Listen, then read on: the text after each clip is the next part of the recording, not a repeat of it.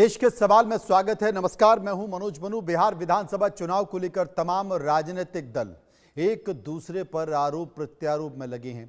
जन स्वराज पार्टी के संस्थापक प्रशांत किशोर ने बीजेपी सांसद संजय जायसवाल को पेट्रोल चोर कहा, तो संजय जायसवाल ने पीके के खिलाफ 125 करोड़ रुपए की मानहानि का केस कर दिया।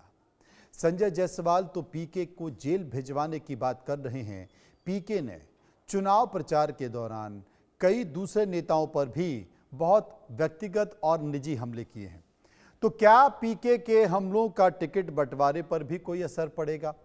क्या नेताओं पर भ्रष्टाचार के आरोप लगाकर पीके जैन जी को साध पाएंगे? ये तमाम सारी परिस्थितियों के मद्देनजर आपको बड़ी खबर बता रहे हैं कि बिहार चुनाव की तारीखों का ऐलान हो चुका है। बिहार में 2 चरण में चुनाव होंगे। 6 और 11 नवंबर को मतदान होगा। आपको बता दें, 6 नवंबर को पहला फेस होगा, पहले चरण का मतदान होगा। 11 नवंबर को दूसरे चरण का मतदान होगा और 14 नवंबर को चुनाव परिणाम आ जाएंगे। 14 नवंबर को ये तय हो जाएगा कि बिहार की गद्दी पर अगले 5 साल के लिए कौन बैठने वाले हैं। क्या एनडीए यानी कि नीतीश कुमार फिर से मुख्यमंत्री के पद पर 20 साल बाद बैठने वाले हैं? 20 साल से लगातार वो अपनी सरकार में मुख्यमंत्री पद बने हुए अगर, और तो क्या 20 साल के बाद फिर से नीतीश कुमार एक बार और 5 साल के लिए मुख्यमंत्री होने वाले हैं? या फिर लंबे समय से इंतजार कर रहे आरजेडी या तेजस्वी यादव भले ही कुछ महीनों के लिए बीच में सत्ता में आए, उप मुख्यमंत्री बने, तो क्या बिहार की गद्दी पर महागठबंधन या आरजेडी के तेजस्वी बैठेंगे? इसके लिए इंतजार करना पड़ेगा 14 नवंबर का, तब जबकि चुनाव परिणाम निकल कर आएंगे। बहुत सारी घोषणाएं कर दी हैं। आज मुख्य चुनाव आयुक्त ज्ञानेश कुमार ने चुनाव की घोषणाएं की हैं। इस चुनाव में बहुत सारे संकेत दिए हैं। 40 दिन का ये चुनाव होने वाला है। 40 दिन में तमाम सारी चीज़ें होंगी। पहला फेज़ जैसा मैंने आपको बताया कि 6 नवंबर को होगा। पहले फेज़ में कुल 121 सीटें आएंगी। 121 सीटों पर मतदान होगा। दूसरा फेज़ जो कि 11 नवंबर को है, उसमें 122 सीटें होंगी और कुल मिलाकर 243 सीटों पर 14 नवंबर को गिनती हो जाएगी। 2 चरणों में ये चुनाव इसलिए रखा है क्योंकि तमाम राजनीतिक दलों ने छठ त्योहार का जिक्र किया था, इसलिए छठ त्योहार को ध्यान में रखकर यहाँ पर 2 चरणों में चुनाव रखा गया है। कई सारे संकेत भी देने की कोशिश की गई हैं। इलेक्शन कमीशन की जो 5 बड़ी बातें हैं मैं उनका जिक्र कर देता हूं।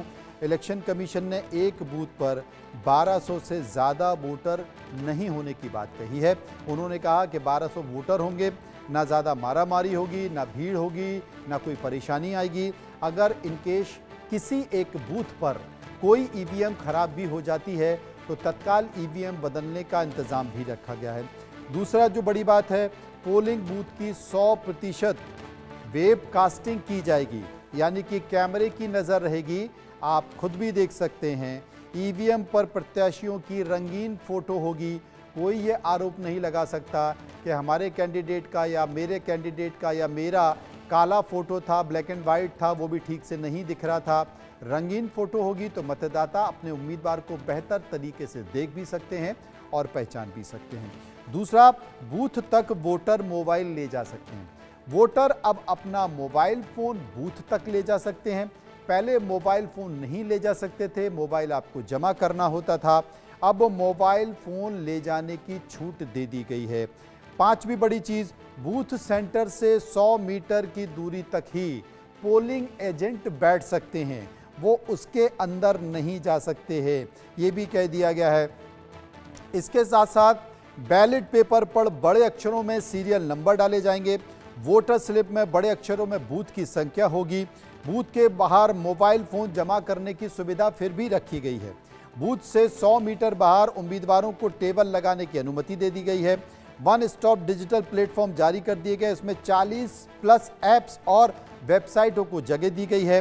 पोस्टल बैलेट की गिनती ईवीएम के आखिरी 2 राउंड से पहले होगी। ये बड़ी बात है क्योंकि यहाँ पर भी ये आरोप लगते थे कि जो स्थानीय प्रशासन है वो किस तरीके से कैंडिडेट को जिताने में, खासकर उन कैंडिडेट को जिताने में जो कि सत्ता में होते हैं, जिनकी सरकारें होती हैं, उनको जिताने में मदद करते हैं। तो यहाँ पर इलेक्शन कमीशन ने ये साफ कह दिया है कि जो पोस्टल बैलेट हैं, जो डाक पत्र हैं, जो दूर के कर्मचारी हैं या जो बाहर रहते हैं, वो डाक के जरिए अपने वोट भेजते हैं, तो पोस्टल बैलेट की गिनती ईवीएम के आखिरी 2 राउंड के पहले होगी। हर 2 घंटे में रियल टाइम वोटर टर्नआउट जारी किया जाएगा।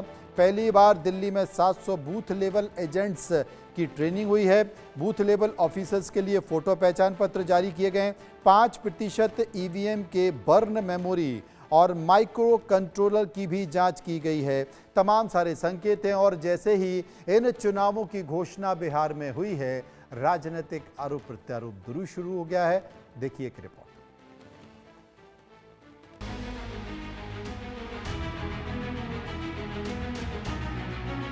बिहार में विधानसभा चुनाव की तारीखों का ऐलान तो हो गया, लेकिन सियासी दलों के आरोप प्रत्यारोप का दौर नहीं थमा। बिहार चुनाव से सियासी पारी शुरू कर रही जन स्वराज पार्टी ने एक एक कर तमाम विपक्षी दलों के खिलाफ मोर्चा खोल रखा है। जन स्वराज पार्टी का फिलहाल किसी भी दल से कोई गठबंधन नहीं है।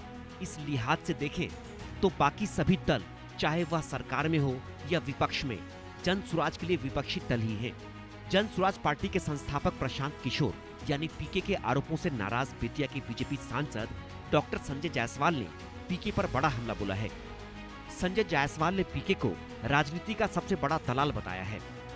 उन्होंने पीके पर बीजेपी, टीएमसी, कांग्रेस और डीएमके समेत कई पार्टियों में दलाली करने का आरोप भी लगाया।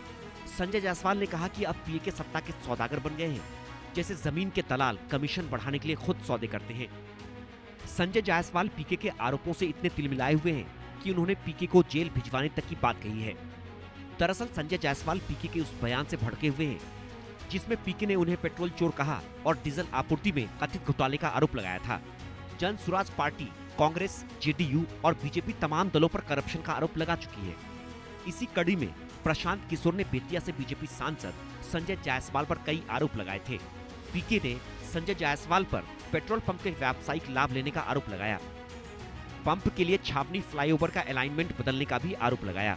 डीजल आपूर्ति में कथित घोटाले का आरोप लगाते हुए पेट्रोल चोर कहा था।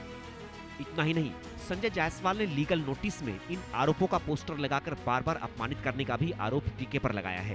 पीके के आरोपों के बाद ही संजय जायसवाल ने उनके आरोपों को नकारते हुए मानहानि का केस करने की धमकी दी थी।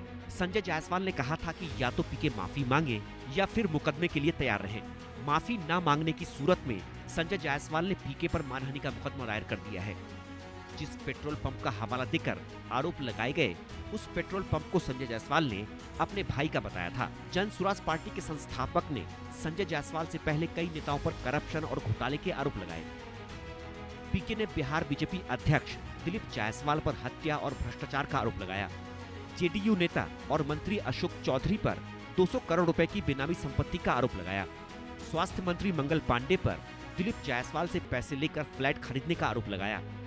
तो उप मुख्यमंत्री सम्राट चौधरी पर फर्जी डिग्री का आरोप लगाया। सम्राट चौधरी पर पीके ने एक रेप केस में आरोपी होने का भी आरोप लगाया है। नेताओं का आरोप लगाना और आरोप साबित होना दोनों ही दो बातें हैं। पीके बिहार की मौजूदा सरकार पर भ्रष्टाचार, महंगाई और बेरोजगारी जैसे मुद्दों को लेकर कई बार हमला बोल चुके हैं। जाहिर है पीके के टारगेट पर ज्यादातर युवा हैं। युवा यानी जनरेशन जी। अब सवाल है कि क्या विपक्षी नेताओं पर लगाए गए आरोपों से पीके जेन जी को साधने में सफल हो सकेंगे? क्या पीके के आरोपों से पार्टियों में मौजूदा विधायकों पर टिकट का संकट खड़ा हो जाएगा? Bureau report, India news. अब देश का सवाल क्या है? देश का